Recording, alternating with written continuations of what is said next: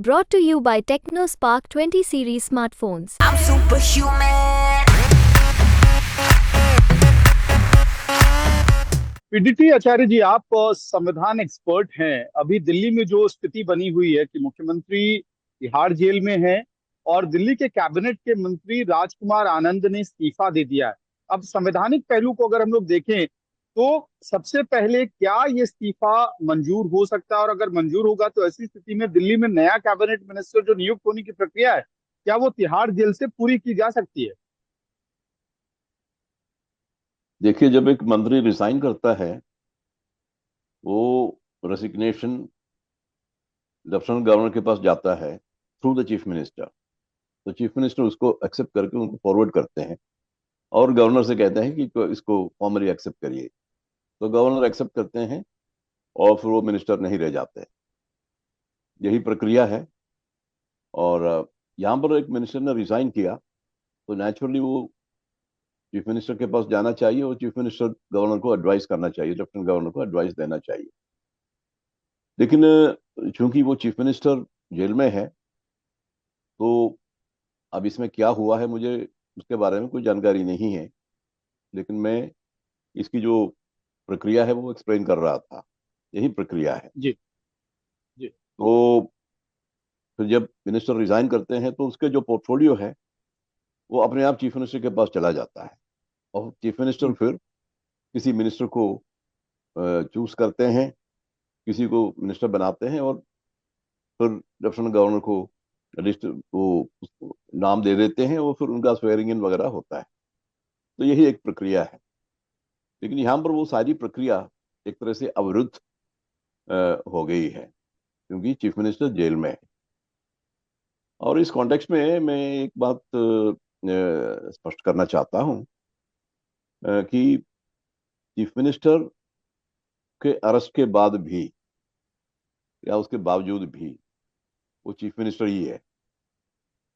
और क्योंकि अरेस्ट से उनका जो कॉन्स्टिट्यूशनल स्टेटस है, संवैधानिक स्टेटस इनका जो है उसमें कोई बदलाव नहीं आया है।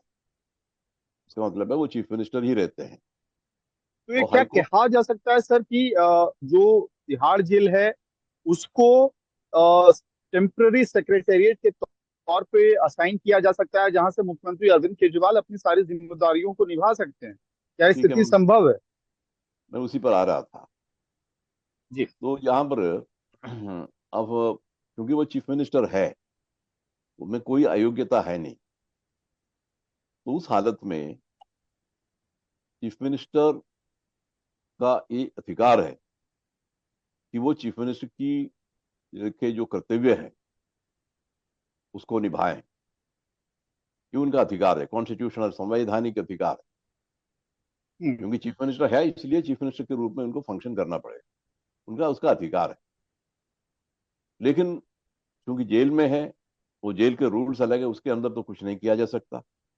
अब चीफ मिनिस्टर के जो कर्तव्य हैं, कई चीजें होती है। चीफ मिनिस्टर को कैबिनेट मीटिंग्स प्रिसाइड करना होता है, डिसीजंस लेना होता है और कई फाइलें उनके पास जाती है, उस पर डिसीजन देना होता है और ऑफिसरों के साथ डिस्कशन करना होता है।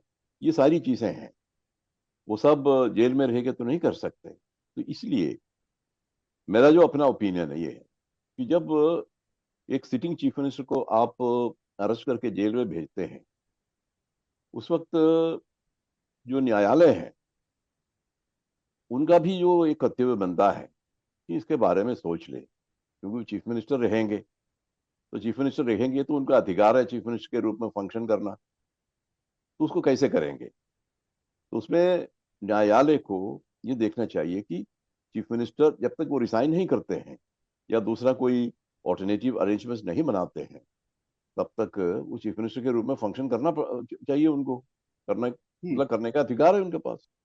जी और इसलिए उनको उसकी सुविधाएं प्रदान करने के ऑर्डर देना चाहिए ठीक ताकि है। वो वहीं से। सर लेकिन जी, हम्म, लेकिन सर ये सवाल भी उठता है इसके साथ कि क्या जो पीछे ऐसा कोई उदाहरण है देश के अंदर जहां पे किसी मुख्यमंत्री ने इस तरह की कार्रवाई की हो, किसी टेम्परेरी जेल से सरकार चलाई हो या टेम्परेरी सेक्रेटेरिएट जेल से में बनाया गया हो? जहां तक मेरी जानकारी है ऐसा कोई उदाहरण नहीं है। मतलब कभी भी किसी को, किसी सिटिंग चीफ मिनिस्टर को इस तरह से अरेस्ट करके जेल में नहीं डाला है। ये मेरे ख्याल से पहली बार हो रहा है। तो इसलिए उदाहरण ढूंढेंगे तो नहीं मिलेगा, लेकिन उदाहरण तो आप क्रिएट करेंगे तभी तो उदाहरण बनेगा। जब कोई जी सिचुएशन आ जाता है उसमें आप एक डिसीजन लेते हैं, वो एक प्रेसिडेंट बन जाता है भविष्य के लिए। जी ये होता है। तो इसलिए जी मेरा जो अपना ओपिनियन है कि चीफ मिनिस्टर, न्यायालय को इसके बारे में कोई निर्णय लेना पड़ेगा। जी। एक आखिरी सवाल सर, दिल्ली में क्या संवैधानिक संकट है, इसको लेके भी सवाल उठ रहा है। इस कॉन्टेक्स्ट में उठ रहा है कि एलजी के यहाँ से दो रिपोर्ट एमएचए को भेजी गई हैं, जिसमें एक में बहुत स्पष्ट रूप से कहा गया है कि जो डे टू डे वर्क है दिल्ली में, उस पे इम्पैक्ट पड़ रहा है मुख्यमंत्री अरविंद केजरीवाल की गिरफ्तारी से। और साथ में अब जो कैबिनेट का ये इस्तीफा हो गया है, तो क्या दिल्ली में आपको लगता है कि संवैधानिक संकट है, और ऐसी स्थिति में क्या दिल्ली की सरकार को एलजी बर्खास्त करने की रिकमेंडेशन दे सकते हैं? क्या कॉन्स्टिट्यूशनल प्रोविजंस हैं ऐसी कोई? देखिए, हमारे कॉन्स्टिट्यूशन में आर्टिकल 239 A(b) एक प्रोविजन है जिसके अंडर किन हालातों में राष्ट्रपति शासन लागू किया जा सकता है उसके बारे में विवरण है। तो उसके अंदर एक तो आर्टिकल 239A(a) के अंदर काम नहीं चला सकते हैं, ऐसी हालत आ गई है और इसलिए राष्ट्रपति शासन लागू किया जाए, ये एक सिचुएशन है। और दूसरा सिचुएशन ये है कि जो दिल्ली के शासन को सुचारू रूप से चलाने के लिए proper administration of the union territory, अगर ये जरूरी है, अगर प्रेसिडेंट को ये लगता है कि ये जरूरी है, उस हालत में भी राष्ट्रपति शासन लागू किया जा सकता है। लेकिन इसमें एक प्रॉब्लम ये है कि राष्ट्रपति शासन जो नॉर्मली लागू किया जाता है, जब जो गवर्नमेंट जो है वो उसकी मेजोरिटी खो जाती है, तो उस हालत में राष्ट्रपति शासन किया लागू किया जाता है। लेकिन यहाँ पर जी सिचुएशन कुछ अलग है। यहाँ पर हाँ, उनकी मेजोरिटी तो बनी रहती है, वो भी बहुत बहुत भारी बहुमत है इनका। तो उस हालत जी में राष्ट्रपति शासन लागू करना ठीक है या नहीं, कहाँ तक उचित होगा, कहाँ तक कॉन्स्टिट्यूशनली वैलिड होगा, ये सारी चीजें देखने की जरूरत है। जी। हमसे बात करने के लिए बहुत बहुत धन्यवाद।